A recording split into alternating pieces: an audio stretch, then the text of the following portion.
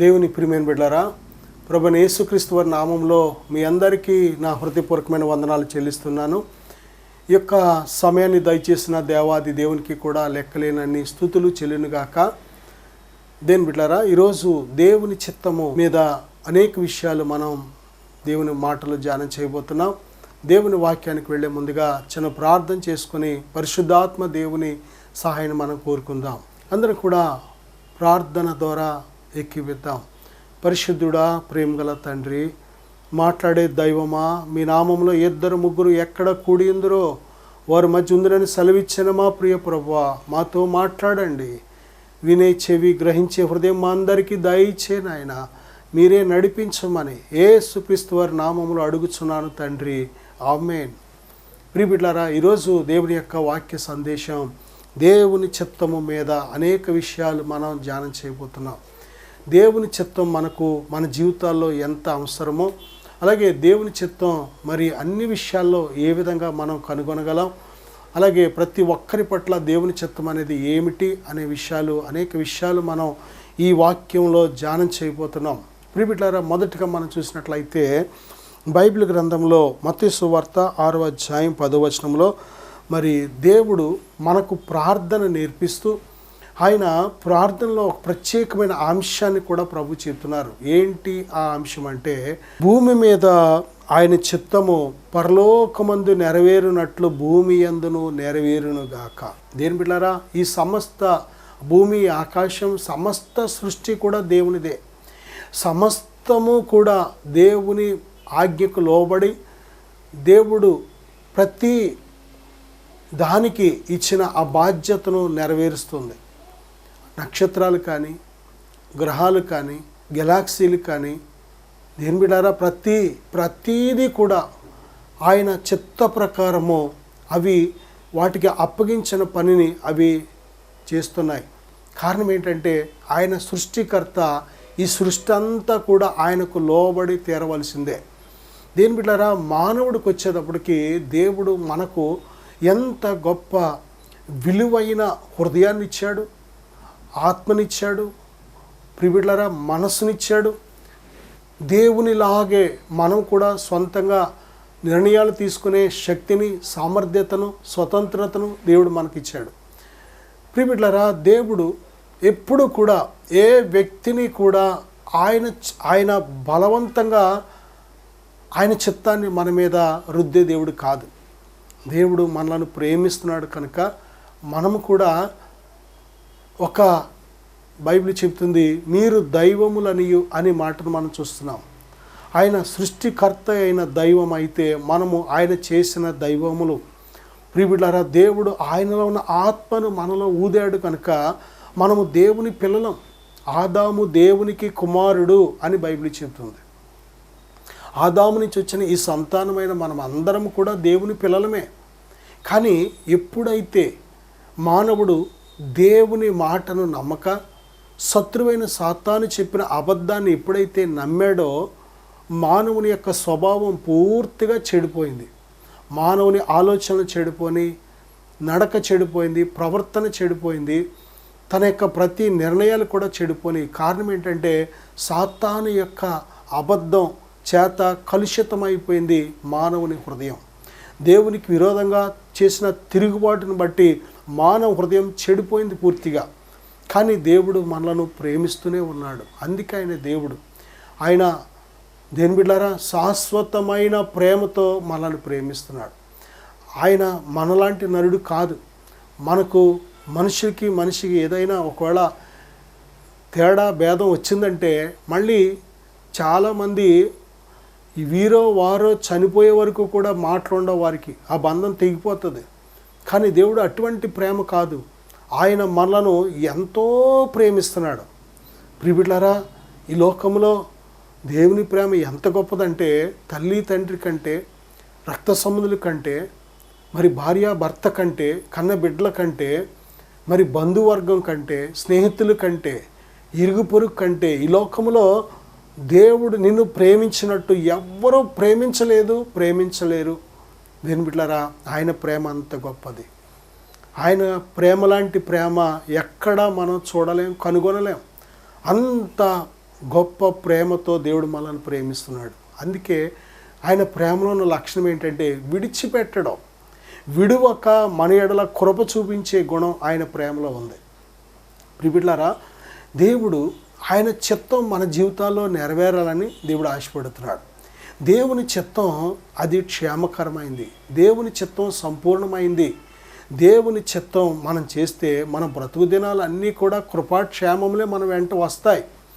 దేవుని చిత్తం చేసినప్పుడే మనం దేవుని రాజ్యానికి హక్కుదారులం. ప్రభు చెప్తున్నారు కదా, ప్రభువా ప్రభువా అని నన్ను పిలిచి ప్రతివాడు పరలోక రాజ్యం చేరాడు, కానీ నా తండ్రి చిత్త ప్రకారం చేయువాడే ప్రవేశించను. నిజమే. దేని బిడ్డారా, దేవుని చిత్తం చేసినప్పుడే నా సహోదరుడు, నా సహోదరి, నా తల్లి అని ప్రభు చెప్తున్నారు. దేవుని కుటుంబంలో మనం సభ్యులుగా ఉండాలంటే, ఆయన తండ్రిగా మనం ఆయన పిల్లలుగా ఉండాలి అంటే తప్పనిసరిగా దేవుని చిత్తం అనేది మనకు అవసరం. అంతేకాదు దేవుని రాజ్యం చేరాలి అంటే తప్పనిసరిగా దేవుని చిత్తం చేసి తీరవలసిందే. దేని బిడ్డారా, మరి దేవుని చిత్తానికి విరోధమైంది ఇంకేముంది అంటే స్వైచిత్తం. స్వైచిత్తం అంటే మన ఇష్టం, మన కోరిక, మన దృష్టి ప్రకారం చేసేది. దేని బిడ్డారా, అందుకే ప్రసంగి గ్రంథంలో మనం చూస్తే 11వ అధ్యాయంలో, యవనుడా నీ యవ్వన కాలమందు నీ కోరిక చొప్పున, నీ దృష్టి యొక్క ఇష్టం చొప్పున ప్రవర్తించు, అయితే వీటన్నిటిని బట్టి దేవుడు నేను తీర్పులోనికి తెస్తాడో అనే విషయాన్ని మాత్రం మర్చిపోవద్దని దేవుడు హెచ్చరిస్తున్నాడు. దేని బిడ్డారా, ప్రభువైన యేసుక్రీస్తు వారు శరీరధారిగా భూమి మీద ఉన్న దినాల్లో కూడా ఆయన అంటున్నమాట, తండ్రి నీ చిత్తమే సిద్ధించునుగాక, నా ఇష్టము కాదు నీ చిత్తమే సిద్ధించునుగాక. ఈ రక్త మాంసాలతో ఉన్న మనము ఎప్పుడు కూడా ఏం కోరుకుంటూ ఉంటామంటే, దేని బిడ్డారా, ఈ యొక్క శరీరాన్ని మరి సుఖపెట్టుకోవాలని కోరుకుంటూ ఉంటాం.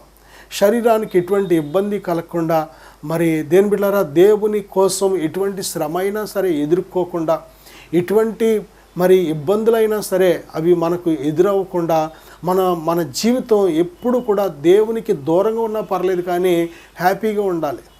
దేవుణ్ణి మర్చిపోయినా పర్లేదు కానీ సంతోషంగా ఉండాలి. ఇది ఎలా సాధ్యం?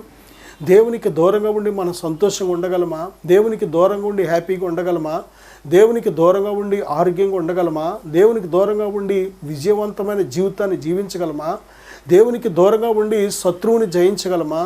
లోకాన్ని జయించగలమా? పాపాన్ని జయించగలమా? దేవునికి దూరంగా ఉండి శరీరాన్ని జయించగలమా? జయించలేం. శోధన జయించలేం, శ్రమను జయించలేం. ప్రియబిడ్డలారా, అందుకే ఈరోజు మనం భూమి మీద చూస్తున్న చాలా జీవితాలు ముగిసిపోవడానికి కారణం ఏంటంటే జయించలేకే. అప్పులు బాధ తాళలేక చనిపోయేవాళ్ళు, అవమానాలు తట్టుకోలేక చనిపోయేవాళ్ళు. దేని బిడ్డలారా, చాలామంది మరి రకరకాలుగా శోధన జయించలేక పడిపోయేవాళ్ళు, శోధనలో పాపాన్ని జయించలేక పాపంలో పడిపోయేవాళ్ళు. కారణం దేవుని సహాయం లేకే. దేవుడు తోడుంటే శోధన జయిస్తావు, పాపం జయిస్తావు, ప్రియబిడ్డలారా లోకాన్ని జయిస్తావు, శరీరాశలు, నేత్రాశలు, జీవపడంబాన్ని జయిస్తావు, శత్రువైన సాతాన్ని జయిస్తావు. దేవునికి లోబడుతున్నప్పుడు సాతాన్ని నువ్వు ఎదిరించగలిగిన సంపూర్ణ శక్తి, అధికారంతో దేవుడిని నింపుతున్నాడు. దేవునికి దూరంగా ఉండి మనం ఏమీ చేయలేం. ప్రభు చెప్తున్నారు కదా యోహాను సువార్త 15:5లో, నాకు దూరంగా ఉండి మీరు ఏమీ చేయలేరు, నా యందు నిలిచి ఉండండి, మీ యందు నేనును నిలిచి ఉందును అంటున్నారు ప్రభు. ఎవడు నా యందు నిలిచి ఉందునో, నేను ఎవరి యందు నిలిచి ఉందునో వాడు బహుగా ఫలించును. నా సహోదరుడు, ఆ సహోదరి, మనం ఫలించాలి అంటే దేవుల్లో నిలిచి ఉండాలి. అందుకే వాక్యాన్ని కానీ మనం చూసినట్లయితే మన బ్రతుకులు కృపాక్షేమములు మన వెంట రావాలి అంటే దేవుని చిత్తం తప్పనిసరిగా మనకు అవసరం. చాలాసార్లు పిల్లలు తినకూడనివి అడుగుతూ ఉంటారు. తల్లికి తండ్రికి బిడ్డలంటే ఎంతో ప్రేమే, కానీ ఆ ప్రేమ ఉన్నంత మాత్రాన ఆ బిడ్డలు తినకూడనివి అడిగినప్పుడు కొనరు వాళ్ళు. ఆ పిల్లలు ఈ తల్లి తండ్రి ప్రేమ అర్థం చేసుకోక ఏడుస్తూ ఉంటారు. కొన్నిసార్లు డ్రెస్సులు అడుగుతూ ఉంటారు, తల్లి తండ్రి కొనరు. ఎందుకంటే ఆ పిల్లలు ఇష్టపడిన డ్రెస్సులో అసభ్యకరమైన డ్రెస్సులో అవి వేసుకుంటే అవమానం. ఇదేంటి వీళ్ళ పిల్లలు ఇలాంటి డ్రెస్సులు వేసుకున్నారేంటి, ఇంత ఇలాగున్నారేంటి, ఇలా తయారయ్యారేంటి అనే చెడ్డ పేరు వస్తుంది. కాబట్టి ఆ తల్లిదండ్రి కొన్నిసార్లు కొనరు ఇలాంటి డ్రెస్సులు వద్దని. కారణం ఏంటంటే ఒళ్ళంతా కనబడే డ్రెస్సులో ఆ పిల్లలు వేసుకుంటే ఆ తల్లిదండ్రికి ఎంత అవమానం. కాబట్టి ఆ పిల్లలు ఏమనుకుంటారంటే, మా అమ్మకి నాన్నకి నేనంటే ప్రేమ లేదు, నాకు ఇష్టమైన డ్రెస్ ఇది అని అనుకుంటారే, కానీ వారి మంచి కోసం మరి ఆ తల్లి తండ్రి అది వద్దంటున్నారనే విషయం వారికి తెలియదు. తల్లి తండ్రి దృష్టిలో ఏ డ్రెస్సులు వేసుకోవాలో, తల్లి తండ్రి దృష్టిలో వారు ఎటువంటి భోజనం, ఎటువంటి ఆహారం తిని వాళ్ళు ఆరోగ్యంగా ఉండాలో వారికి తెలుసు. అలాగే మన పరలోకపు తండ్రి కూడా ఆయనకు తెలుసు మనం ఎలాగుంటే, ఎలా ప్రవర్తిస్తే, ఎలా నడిస్తే, ఎలా జీవిస్తే మనకు క్షేమమో దేవునికి తెలుసు. అందుకే దేవుడు ఆయన చిత్తాన్ని మనం తెలుసుకోమన్నాడు దేవుడు. దేని బిడ్డారా, దేవుని చిత్తం, దేని బిడ్డారా, మనకు తెలిసే ఒకే ఒక్క స్థలం ఎక్కడంటే వాక్యమే దేవుని చిత్తం. వాక్యంలో దేవుడు మనం ఎలా జీవించాలో, విశ్వాసంతో దేవుని కోసం సాక్షులుగా ఎలా జీవించాలో, దేని బిడ్డారా, ఆయన సంపూర్ణమైన చిత్తాన్ని వాక్యంలో దేవుడు బయలుపరిచాడు.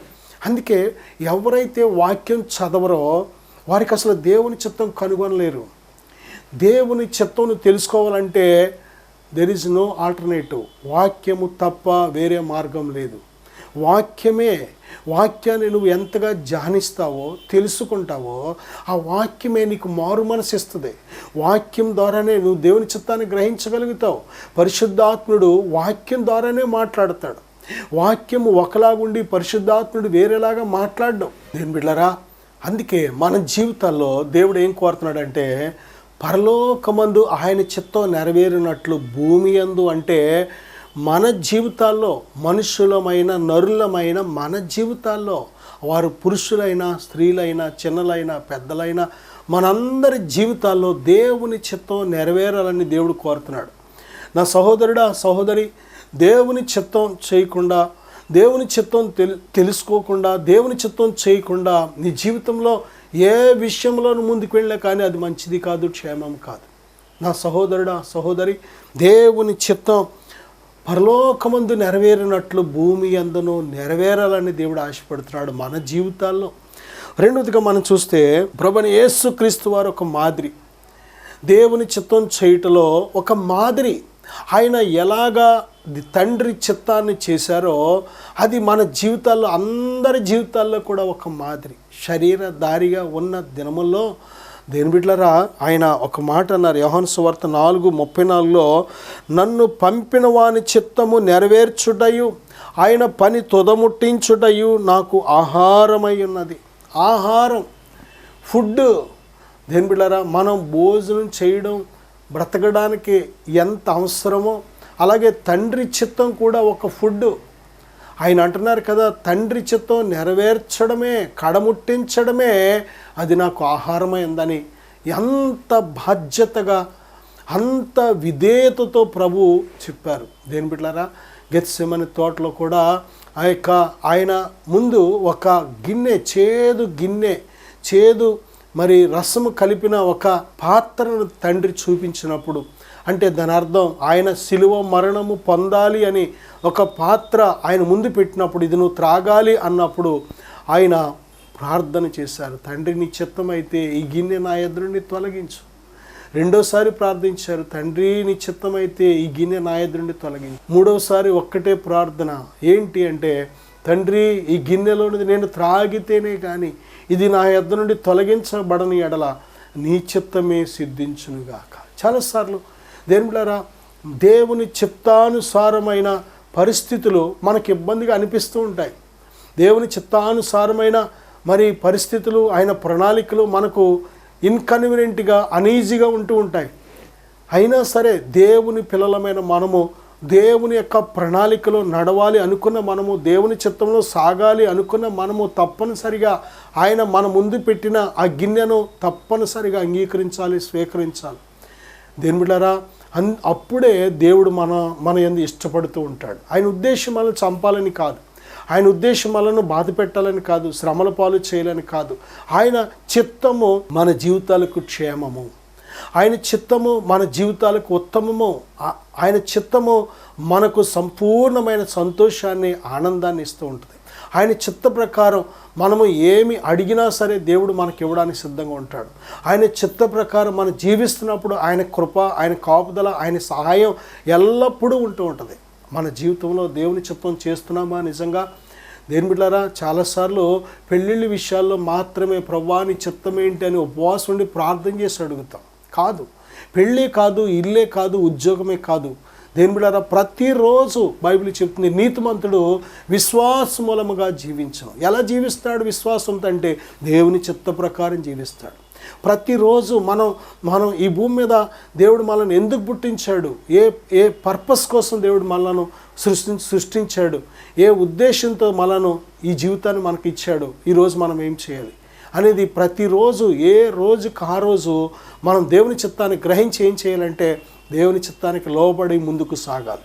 ప్రియబిడ్డలారా, ఆయన అంటున్నారు కదా, నా తండ్రి చిత్తము నెరవేర్చడమే, ఆయన పని తొదముట్టించడమే నాకు ఆహారమైందని ఇంత బాధ్యతగా ప్రభు చెబుతున్నారు. యోహాను సువార్త 5:30 నన్ను పంపిన వాని చిత్త ప్రకారమే చేయగోరుదును కానీ నా ఇష్ట ప్రకారము చేయగోరను. ప్రియబిడ్డలారా, చూడండి, ప్రతి మనిషిలో కూడా ఏముందంటే స్వైచిత్తం అనేది ఒకటి ఉంది. స్వైచిత్తం, ఎందుకంటే మనకు దేవుడు ఇండివిజువల్గా ఒక హృదయాన్ని ఇచ్చాడు, ప్రతి మనిషికి ఒక హృదయం ఇచ్చాడు, ప్రతి మనిషికి ఒక ఆత్మనిచ్చాడు కనుక, ప్రతి మనిషికి ఒక దేహం ఇచ్చాడు కనుక ఈ స్వైచిత్తం అనేది మరి ఈ భూమి మీద ఈ శరీరంతో ఉన్నంతకాలం కూడా ఈ స్వైచిత్తం అనేది మనలో ఏలుబడి చేస్తూ ఉంటుంది. కాబట్టి ప్రభు ఏమంటున్నారంటే, ఎవడైనాను నన్ను వెంబడింపగోరిన ఎడల తన్ను తాను ఉపేక్షించుకొని తన సిలువను ఎత్తుకొని నన్ను వెంబడించాలంటున్నారు. ఎవడైనా నా శిష్యుడిగా నన్ను వెంబడింపగోరిన ఎడల తన్ను తాను ఉపేక్షించుకోవడం అంటే తన్ను తాను అంటే స్వైచిత్తం. మన స్వైచిత్తాన్ని ఉపేక్షించుకోవాలి. ఉపేక్షించడం అంటే చంపివేయడం, లేదనుకోవడం, కాదనుకోవడం. స్వైచిత్తం అంటే దేని బిడ్డారా, మరి ఉపేక్షించడం అంటే స్వైచిత్తాన్ని పూర్తిగా పక్కన పెట్టేయడం, విడిచిపెట్టేయడం. ఇక దేవా నీ చిత్తమే సిద్ధించునుగా కానీ ఆయన చిత్తాన్ని గ్రహించి ఆయన చిత్తానికి లోబడమే. ఈరోజు దేని బిడ్డ చాలామందికి దేవుని చిత్తం తెలియట్లేదు. అసలు ఏంటి దేవుని చిత్తం అని చాలాసార్లు ఎక్కువగా ఉపవాసం ఉంటాం కానీ దేవుని చిత్తం గ్రహించలేని స్థితిలో, ప్రార్థన చేస్తూ ఉంటాం కానీ దేవుని చిత్తం గ్రహించగా, దేవుని చిత్తం కోసం ప్రార్థన చేసి కూడా తప్పుడు నిర్ణయాలు తీసుకునే వాళ్ళు చాలామంది అయ్యా ప్రార్థన చేసి వెళ్ళాం, ఉపవాసం ఉండి ప్రార్థన చేసి వెళ్ళాం, కానీ ఇలాగ ఎందుకు జరిగింది అని అడుగుతూ ఉంటారు. కారణం ఏంటంటే స్వైచిత్తం. అది దేవుని ప్రియమైన బిడ్డలారా, స్వైచిత్తం నీ జీవితంలో ఏలుబడి చేసినంతకాలం నువ్వు దేవుని చిత్తాన్ని గ్రహించలేవు. అందుకే ప్రభు చెప్తున్నారు, నా ఇష్టం కాదు నీ చిత్తమే సిద్ధించునుగాక. దేవుని బిడ్డలారా, మన ఇష్టాన్ని, మన కోరికను, మన దృష్టి యొక్క ఇష్టాన్ని, మన దృష్టి యొక్క కోరికను ఏం చేయాలంటే పక్కన పెట్టేది, వదిలేలేక పూర్తిగా ప్రభువుని ధరించుకున్న మనము, ప్రభు మనస్సును ధరించుకున్న మనము, ప్రభు ఆలోచనలు కూడా మనం ధరించుకోవాలి, ప్రభు మనస్సును కూడా మనం ధరించుకోవాలి. దేని బిడ్డలారా, ప్రభు నడిపింపును మనం ధరించుకోవాలి. ప్రభువుని ఎల్లప్పుడూ కూడా ఆయన ఆలోచన కోసం మనం కనిపెట్టుకునే వారిగా ఉండాలి, ఆయన ఆలోచనతో మనం నడిచేవారిగా ఉండాలి. దేని బిడ్డలారా, మనము దేవుని పిల్లలమని ఎలా నిరూపించబడుతుందో తెలుసా? దేవుని ఆత్మచేత ఎందరు నడిపించబడుదురో వారందరూ దేవుని కుమారులైందిరని దేవుడు స్పష్టంగా చెప్తున్నాడు. మనం దేవుని పిల్లలం.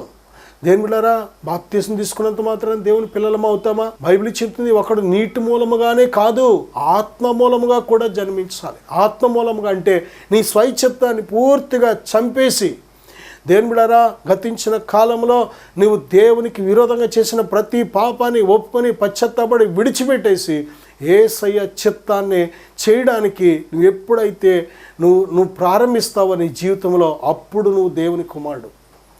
దేవుని చిత్తం నీ జీవితంలో జరగకుండా నీ ఇష్టాన్ని చేసుకుంటూ, నీ స్వైచిత్తాన్ని చేసుకుంటూ నువ్వు దేవుని బిడ్డని చెప్పుకుంటే మనలను మనం మోసపరుచుకుంటున్నాం. మనలను మనం ఈరోజు చాలామంది దేని బిడ్డలారా పాపము చేస్తూ దేవుని బిడ్డలని చెప్పుకుంటూ ఉంటారు. దేవునికి ఆయాసకరమైన ఏదైనా అది పాపం ఉన్నట్లయితే దాన్ని కొనసాగిస్తూ పైకి భక్తిపరులుగా ఉండి లోపల మాత్రం పాపపు జీవితాన్ని కొనసాగిస్తూ జీవిస్తూ ఉంటారు. దీని పేరే వేషధారణ బ్రతుకు. వేషధారులు దేవుని రాజ్యం వెళ్ళలేరు. దేని బిడ్డ, నిన్ను నువ్వు మోసపరుచుకుంటున్నావు. వేషధారిగా జీవిస్తూ లోపల మారు మనసు లేకుండా, పశ్చాత్తాపం లేకుండా, దేవుని కోసం బ్రతకాలనే ఆ యొక్క తపన నీలో లేకుండా నీ ఇష్టానుసారంగా లోపల బ్రతుకుతూ పైకి మనుషుల ఎదుట మాత్రం నేను దేవుని బిడ్డనని చెప్పుకుంటూ బ్రతుకుతున్నావు అంటే నువ్వు కేవలం నిన్ను నువ్వు మోసం చేసుకుంటున్నావు. ఎందుకంటే బైబిల్ చెప్తుంది, హృదయం మోసకరమైంది, హృదయం ఘోరమైన వ్యాధి కలిగింది. నిన్ను ఎవరో మోసం చేయక్కర్లేదు, సాతానుగాడు కూడా మోసం చేయక్కర్లేదు, నీ హృదయమే నిన్ను మోసం చేస్తుంది. చాలా జాగ్రత్త. ఒక మనిషి హృదయాన్ని జాగ్రత్తగా దాన్ని దేవునికి అప్పగించకపోతే, యేసుక్రీస్తు వారి రక్తం చేత అది కడగబడకపోతే, అందులోని దోషం పాపం కడగబడకపోతే, దేని బిడ్డారా, ఆ హృదయం మనిషిని ఏం చేస్తుందంటే మోసపరిచేస్తుంది. చాలా జాగ్రత్త. దేవుని మాటల కంటే సాతాను చెప్పే ఆకర్షణీయమైన మాటలు చాలా మళ్ళీ ఆకర్షణీయంగా ఉంటూ ఉంటాయి. లోకం చెప్పే మోసపు మాటలు నిజమనిపిస్తూ ఉంటుంది. చాలా జాగ్రత్త. మోసపోవద్దు, దేవుడు వెక్కిరింపబడడు. దేని బిడ్డలారా, మనం ఏమి విత్తుతామో అదే కోస్తాం. కనుక ఇదే రక్షణ దినం, ఇదే అనుకూలమైన సమయం. ప్రభు మనకు సమీపంగా ఉన్నప్పుడే మన జీవితాలు ప్రభువు సమర్పించాలి. అందుకే ప్రభు చెప్తున్నారు కదా, ఆయన చిత్తము నెరవేర్చడం ఆహారం అన్నారు. ఇంకో చోట నా ఇష్ట ప్రకారం కాదు నీ చిత్తమే సిద్ధించునుగాక. నిజమే దేని బిడ్డారా, మనము దేవుని చిత్తాన్ని గ్రహించి దేవుని చిత్తాన్ని చేసేవారిగా మనం ఉండాలి. ఎంతమంది నిజంగా దేవుని చిత్తాన్ని గ్రహించగలుగుతున్నాం? ఎంతమంది దేవుని చిత్తానికి లోబడగలుగుతున్నాం? ఎంతమంది స్వైచిత్తాన్ని సిలివేసి దేవుని చిత్తాన్ని జరిగిస్తున్నాం?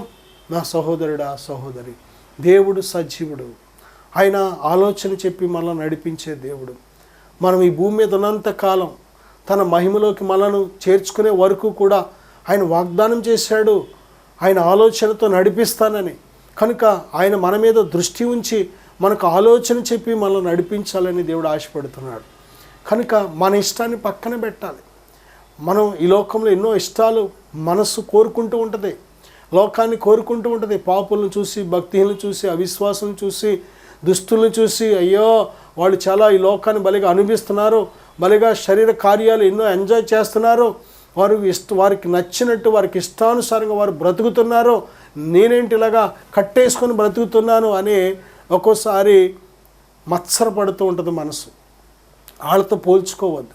వారు ఇక్కడ సుఖపడతారేమో, కానీ లోకం విడిచిపెట్టిన మరుక్షణమే నిత్యమైన వేదన వారి కోసం పొంచి ఉంది. ధనవంతుడు భూమి మీద ఉన్నప్పుడు బహుగా సుఖపడ్డాడు.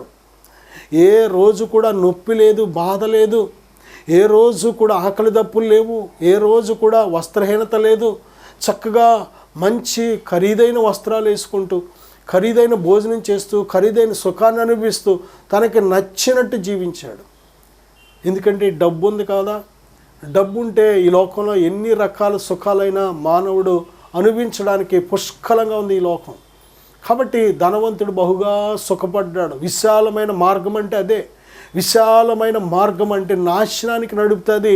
అది ఎవరికి ఇష్టం వచ్చినట్టు వాళ్ళు జీవించవచ్చు, ఎవరికి లెక్క చెప్పవలసిన పని లేదు.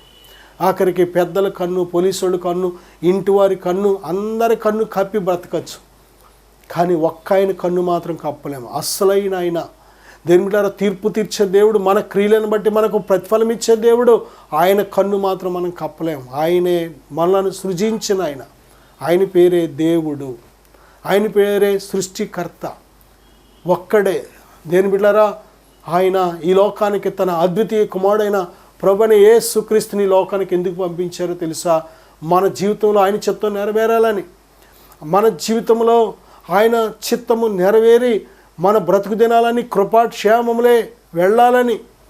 దేని బిడ్డలారా, మనము దేవునికి విరోధంగా చేసిన ప్రతి పాప దోషములను బట్టి మనము శిక్ష అనుభవించాలి. కానీ తండ్రి తన కుమారుడి మీద మన దోషాలు, మన అపరాధాలు, మన యొక్క అతిక్రమాలు, మన యొక్క అవిధేయత, మన తిరుగుబాటు, ఇవన్నీ కూడా యేసు అనే గొర్రెపిల్ల మీద మోపి దేవుడు మనలను తనతో సమాధానపరచుకోవాలని ఆశపడుతున్నాడు. దేని బిడ్డలారా, కాబట్టి ఇదిగో ప్రభువైన యేసుక్రీస్తు వారి ద్వారా దేవునితో సమాధానం కలిగి ఆయన చిత్తాన్ని గ్రహించి ఆయన మార్గంలో మనం సాగుతున్నప్పుడు మన బ్రతుకు దినాలు అన్నీ కూడా కృపాక్షేమంలే మన వెంట వస్తూ ఉంటాయి. నా సహోదరుడా, సహోదరి, లూకాసు వార్త 12:47 యజమాని చిత్తమెరిగి ఉండి సిద్ధపడకపోతే అనేకమైన దెబ్బలు తగులును. యజమాని ఎవరంటే మన దేవుడు, మనల్ని సృజించిన ఆయన, ఈ భూమి ఆకాశ సమస్తాన్ని సృజించిన సృష్టికర్త. ఆయన చిత్తం ఏంటో దేవుడు తన వాక్యం ద్వారా బయలుపరుస్తున్నాడు. కనుక ఇది ఆయన చిత్తం, ఇలా జీవించడం ఆయన చిత్తం, ఇలా జీవించకూడదు, ఇలా జీవించాలి అనేది మన మనస్సాక్షి చెబుతూ ఉంటుంది, గద్దిస్తూ ఉంటుంది. కానీ మనం లోబడం. మనం ఏమాత్రం కూడా దేవుని చిత్తమని తెలిసి కూడా దానికి లోబడం. దేని బిడ్డారా, దేవుని చిత్తం ఎరిగి ఉండి కూడా మనం చేయకపోతే అనేకమైన దెబ్బలు తగులుతాయి. తెలియక చేస్తే క్షమించబడతాం, తెలియక చేస్తే రక్షించబడతాం, తెలిసి చేస్తే అసలు మామూలుగా ఉండదు శిక్ష. దేని బిడ్డలారా, అనేకమైన దెబ్బలు అంటే దాని అర్థం ఏంటంటే భయంకరమైన శిక్షను ఎదుర్కోవలసి ఉంటుంది. నా సహోదరుడా, సహోదరి, అందుకే బైబిల్ చెప్తుంది, ఇదే రక్షణ దినం, ఇదే అనుకూలమైన సమయం. ఆ నిత్య శిక్షను తప్పించుకోవాలి అంటే ఇదే అనుకూలమైన సమయం. ప్రభు రాకడ అతి సమీపంగా ఉన్న దినాల్లో మనం ఉన్నాం, కడవరి దినాల్లో మనం ఉన్నాం. దినములు చెడ్డవి అంటున్నాడు దేవుడు. ఈ భయంకరమైన దినాల్లో మనం ఉన్నాం. ఎక్కడ చూసినా పాపం పెట్టరేగిపోతుంది, ఎక్కడ చూసినా వ్యభిచారం పెరిగిపోయింది, త్రాగుడు పెరిగిపోయింది, మడ్డలు పెరిగిపోయినాయి, ఆత్మహత్యలు పెరిగిపోయినాయి, మోసం పెరిగిపోయింది, దోచుకోవడం పెరిగిపోయింది, బలాత్కారం పెరిగిపోయింది. ఎక్కడ చూసినా ఒకరినొకరు పాడు చేసుకోవడం, మోసం చేసుకోవడం, నాశనం చేసుకోవడం, ఒకరినొకరు చెడు చూపులు చూడడం, ఇది ఎక్కువైపోయింది కడవరి దినాల్లో. కనుక నా సహోదరుడా, సహోదరి, నిన్ను భద్రపరుచుకో, నీ కుటుంబాన్ని భద్రపరుచుకో. నా మాట వినరండి, వాళ్ళు ఎలా పోతే నాకెందుకని వదలద్దు. నోవహు తన బిడ్డలను రక్షించుకున్నాడు, తన కోడంటను, కుమారులను, తన భార్యను రక్షించుకుని వాడిలోకి ఎక్కించుకున్నాడు. వారు కూడా లోబడి, దేని బిడ్డారా, మరి ఆ యొక్క యజమాని మాటకు లోబడ్డారు కాబట్టే వారు క్షేమంగా బ్రతికారు. వారు వినకపోతే, లోబడకపోతే ప్రపంచమంతా జలప్రళయంలో ఏ విధంగా చనిపోయిందో వారు కూడా చచ్చిపోయేవాళ్ళు. నా సహోదరుడా, సహోదరి, దేవుడు నీతో మాట్లాడుతున్నప్పుడే, ఆయన స్వరం వింటున్నప్పుడే లోబడు. నీ హృదయాన్ని ఆయనకు సమర్పించు. నీ జీవితంలో ఆయన చిత్తం నువ్వు చేసినట్లయితే నీ బ్రతుకు దినాలు అన్నీ కూడా కృపాక్షేమములే నీ వెంట వస్తాయి. నేను మీకోసం చిన్న ప్రార్థన చేయాలని ఆశపడుతున్నాను. కళ్ళు మూసుకుందాం. ప్రభువా, దయగల తండ్రి, మాట్లాడే దైవమా, నీ బిడ్డలు దర్శించు నాయన. వారి స్వైచిత్తం తీసివేయి ప్రభువా. తండ్రి, మీ చిత్తాన్ని గ్రహించి మీ చిత్త ప్రకారం వారు సాగుటకు సహాయం దయచేయండి నాయన. ఈ యొక్క సమయంలో అయ్యా, నీ బిడ్డల పక్షం ప్రార్థిస్తున్నాను. మా స్వైచిత్తాన్ని ఏ విధంగా సిలువేయాలో నేర్పించండి. మీరు చెప్తున్నారు ప్రభు, ఆత్మానుసారంగా నడుచుకొనిడి, అప్పుడు మీరు శరీరేచ్ఛను నెరవేర్చరని వాగ్దానం చేశావు. మీ ఆత్మకు నాయన ఉన్న పళంగా లోబడి నాయన సరెండర్ అయ్యి నాయన మా ప్రవర్తన అంతటి మీద మీ అధికారానికి చోటిచ్చి నాయన మేము ముందుకు సాగుటకు సహాయం దయచేయండి ప్రభా. ఇదిగో ఈ ప్రార్థన ఏకీవిస్తున్న ప్రతి బిడ్డను దీవించండి, మీ స్వాధీనపరచుకోండి, మీ పాత్రలుగా వాడుకోండి ప్రభువా. మీ పరిశుద్ధాత్మతో నింపమని, దీవించమని యేసుక్రీస్తు వారి నామములో అడిగి వేడుకొనుచున్నాను తండ్రి. ఆమేన్. God bless you.